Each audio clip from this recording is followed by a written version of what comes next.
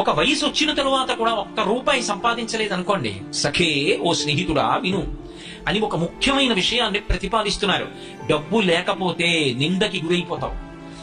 ఎంత డబ్బు అన్న ఆర్తి వద్దు, కానీ సంపాదించాలి, ప్రయత్నం ఉండాలి. ఆ ప్రయత్నం కూడా చేయకుండా ఒక్క రూపాయి సంపాదించకపోతే మాతా నిందతి, అమ్మ నిందిస్తుంది. నాభినందతి పిత, తండ్రి కొడుకుని చూసి సంతోషంగా ఎరా అని ఇలా వెన్నుపామ్మి తట్టడం. నాభినందతి పిత భ్రాతాన సంభాషతే, మేము కష్టపడి సంపాదిస్తాం, వీడొక్క రూపాయి తేడు, అన్నదమ్ములు మాట్లాడరు. భృత్య కుప్యతి, సేవకుడు చెప్పిన పని చేయడు, ఒక్క రూపాయి ఇవ్వలేవు గాని పనులు చెప్తావా అంటాడు.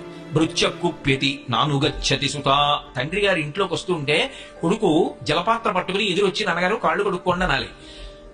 ఎదురు రాడు. నానుగచ్చతి సుత కాంతాపి నాలింగతే, భార్య కూడా ప్రియమార ఆలింగనం చేసుకోదు. ఆఖరికి అర్థ ప్రార్థన శంకయాన కురుతే సల్లాపమాత్రం సుహృత్. సుహృత్ అతను చాలా మంచి స్నేహితుడు, అతనేమి దోషభూయిష్టమైన నడవడి ఉన్నవాడు కాడు. కానీ అసమానం కనపడినప్పుడల్లా డబ్బు అడుగుతుంటే ఆయన మాత్రం ఎక్కడి నుంచి తెస్తాడు? అందుకని ఇట్నుంచి ఈ డబ్బు సంపాదించిన వాడు ఎడుతుంటే అట్నుంచి సుహృత్ మంచివాడైన స్నేహితుడు ఇలా వస్తుంటే వీడిని చూసి పని లేకపోయినా ఇటు రావాల్సిన వాడు అటు వెళ్ళిపోతాడు. నకురుతే సల్లాపమాత్రం, ఏమాయి బాగున్నావా అని ఇలా చీ కూడా ఎత్తాడు.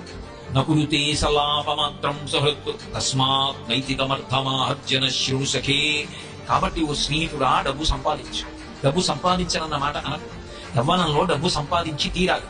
కాబట్టి తస్మాత్ నైతికమర్థమార్జన శృణుసఖే విత్తేన సర్వే వశాః. ఆ డబ్బు చేత లోకమనందు సమస్తమైన సుఖములు కలుగుతాయి. కానీ ఒక్కటి గుర్తుపెట్టుకో, నీతి తప్పి సంపాదించవచ్చు.